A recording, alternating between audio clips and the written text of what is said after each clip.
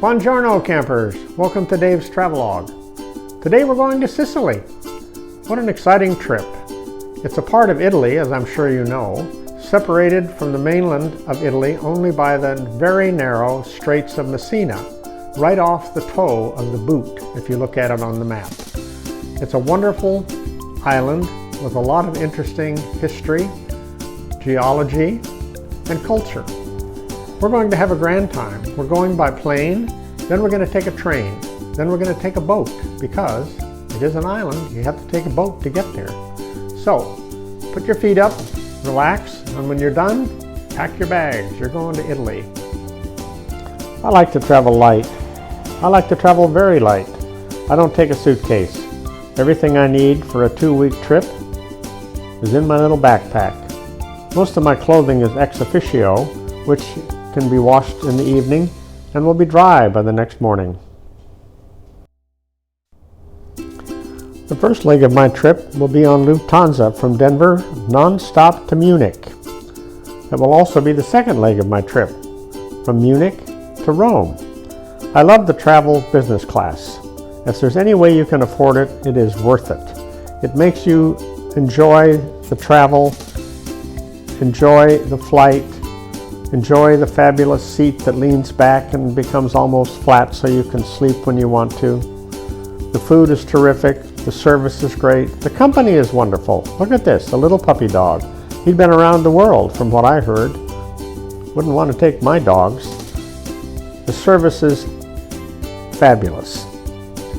As soon as you sit down, you get a nice hot towel to refresh yourself. Wash your face and your hands from hanging around in the terminal of the airport.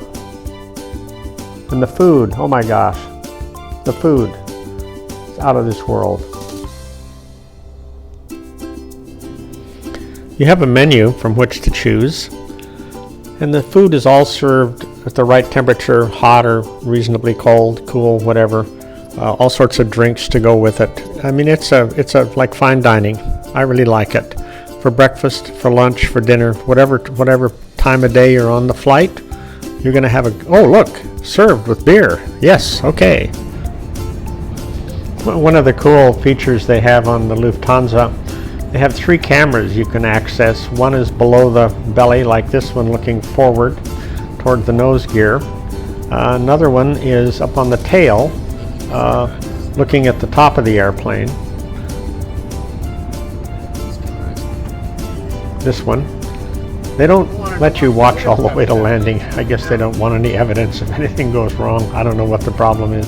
Anyway, it's fun. So when you travel business class, you arrive refreshed, ready to go, have a fun day. The airports in Europe, at least the ones I've been to, Munich, Rome, Frankfurt, London, they're all like high-end shopping centers. Very clean, crisp, very contemporary architectural style. This is the longest escalator I've ever seen. I believe this is in Munich. Okay, here we are in Rome. Actually, at the Rome airport. It takes about 45 minutes by high-speed train to get to the city. It's a great ride, good introduction to Europe. This is a view from the hotel I stayed in Rome. You're going to see here shortly, the reason I stayed there is because that's the train terminal. This was taken in the evening. All the buildings in Rome are short. By that I mean less than 5 stories because they can't be any taller than St. Peter's Dome. There it is in the distance. So here I am at the Rome Termini, the main train station in Rome, which for all of its millions of people that pass through it each day is incredibly clean, and it's just exciting to be here. The train I'll be taking today is an express train. It runs along the coast of Italy, all the way south through Naples, Salerno, all the way down to the Messina Straits, where we will cross the strait. That's an interesting story. And continue on. We're not going to Palermo today. We're going to stop in Milazzo. We'll know more about that later. L'arrivo a Catania è previsto per le ore 17:25. Trenitalia vi augura buon viaggio. I have absolutely no idea what the man was talking about, but it doesn't matter. I'm here enjoying my ride on the train. The shocking thing is, here it is, end of June, beautiful summer day, and there are very, very few people on the train. It goes all the way along the coast, passing beach after beach after beach on the one side, and castles and villas and old Roman ruins on the other side. It's a fabulous trip. It takes about 10 hours from Rome to Milazzo. I loved every minute. One shortcoming of this train was that it had no dining car, which was unfortunate, but the conductor informed me that I would have time when we stopped in Napoli for 15 minutes to go grab a sandwich, which I did. So, you thought you couldn't take a train to the island of Sicily. Well, you'd be wrong. You can take a train, which goes on a specially designed ferry to cross the narrow Straits of Messina. 4 times a day they do this.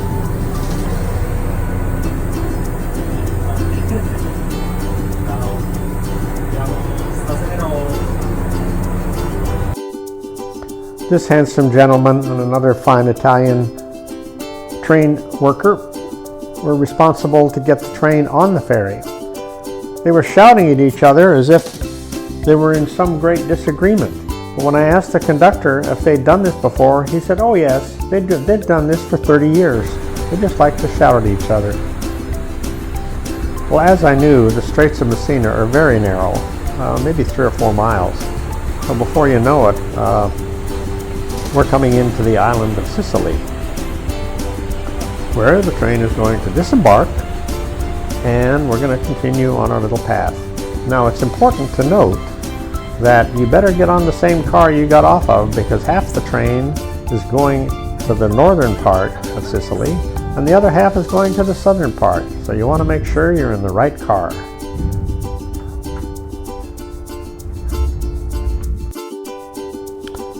Now, the reason we're going to Milazzo is to catch a ferry to the island of Lipari and the Aeolian Islands, a World Heritage Site north of Sicily in the Tyrrhenian Sea. I spent the night in Milazzo at a nice little hotel. It wasn't necessary, I could have gone out last night, but anyway, here I am at the ferry in the morning. It's quite popular. Here's, I think, the only selfie I've taken on this trip, about ready to get on the ferry. The ferry is a hydrofoil, and I intentionally sat down near the waterline so I could watch it come up on the foil as we left Milazzo. It's about an hour-long ride, very scenic. After the ferry came up on the hydrofoils, I went up topside to enjoy the view from there. It's amazing this giant ship can support itself on these little foils at high speed. It was great fun. After about 45 minutes, we came to the small island of Vulcano, which is near Lipari. This is Lipari as we approach the harbor. The cliff on the left is where the castle and the church are that we'll go to later. The ferry boat waiting for the departing passengers. The ferry runs almost every hour on the hour. I think they must have 2 or 3 of them. This is a lovely scene when you first get off the ferry at the terminal. Beautiful bed of flowers.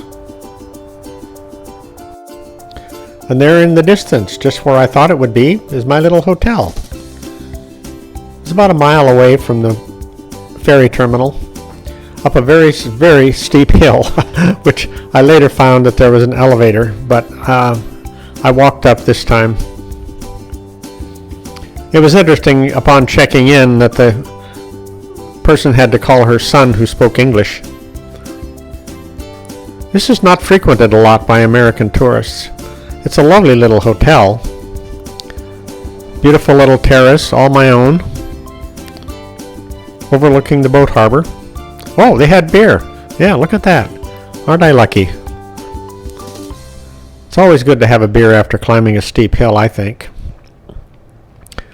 I was overlooking the boat harbor, and from near as I can tell, there must be about one boat for every 100 people, because there are only 14,000 people here, and there are at least 1,400 boats out there. So, 1 per 10, is that right?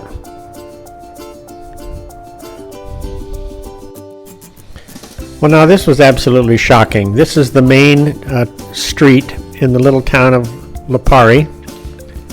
It's the end of June 2019. There's no COVID. There's no people. It's the height of the tourist season. I think this is very undiscovered. It's like it was vacant. Shockingly so. Beautiful water, looking down from the top of the cliff to the aquamarine color of the beautiful sea, the Tyrrhenian Sea. Flowers everywhere, very well kept little garden. It's about a 10-acre historical area with a castle and a couple of churches. Actually, it has a whole bunch of churches. I did find another tourist who took a picture of me, which was nice of them. We were the only people there. There was a cemetery in the background.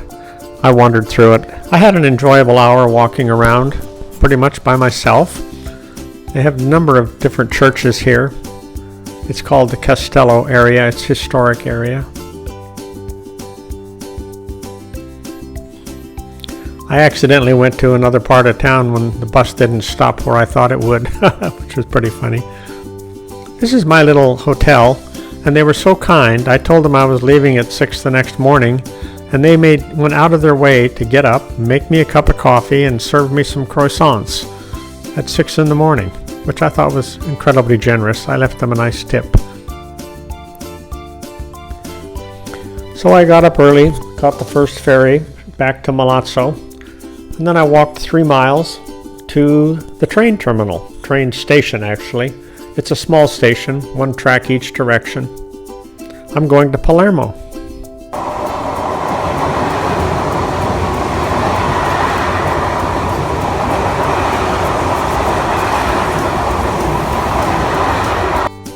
Well, that concludes our very short visit to the Aeolian Islands.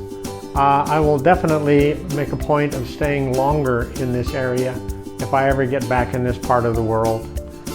There's a lot more to see. I only saw a very small part of Lipari. There's Vulcano. You can take a boat tour of all the islands, which I think would be fascinating. And I'd spend 3 or 4 days in this area. I think it'd be worth it. Okay, let's take a short intermission. Hit the pause button, grab yourself a glass of wine if it's after 10 or 11 in the morning, or have a cappuccino, and we'll come back and we'll visit Scopello and some other sites in Sicily. From Milazzo, I took the train along the coast to the Palermo airport, where I rented a car and drove to the small seaside village of Scopello. And there'll be more about that later. It's a fabulous little town. One of the things that Scopello is really noted for is its lovely beaches. Now these are not your sandy beaches you might find in other parts of the island, but the water is beautifully clear and warm, and there's all sorts of aquatic life. It's fabulous. This is an oil painting that I did upon returning from Sicily, which really doesn't do justice to the scene, but it was fun trying. Well, the heart of the village, of course, is the little plaza, which has the coffee shops, the restaurants, the little shops for different things. A lot of furniture outside encouraging you to go sit and enjoy your cappuccino and your croissant in the morning. Off the plaza, there was a little courtyard, which had 4 or 5 restaurants, all in the same area. And if you wanted something that wasn't available at your restaurant, they'd take your order anyway and go get it next door. It was so much fun. I loved it. The people were so friendly and nice.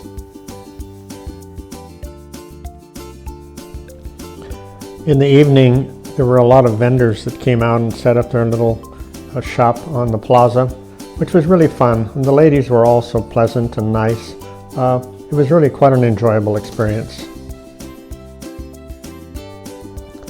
About an hour's drive from Scopello is an area called SEGESTA, where there is an unfinished temple. It was designed by a Greek architect and built by the indigenous people of SEGESTA in 420 BC. It's remarkably well preserved. There is also an ancient amphitheater which has a beautiful view of the valley. I love the way they build their freeways up on stilts to avoid having to disturb the terrain. Well, that concludes my very, very brief visit to the island of Sicily, which I enjoyed very much. You could spend a month there and not see everything that was of interest. If you really want to learn more about it, check out Rick Steves. He's much more intelligent and accomplished than I am. He may not have as much fun as I do. I got this swell hat in Rome on my way back, and then I flew to Frankfurt and back to Denver, business class, of course. And I enjoyed every minute of it. Thank you so much for watching. I hope you enjoyed this video.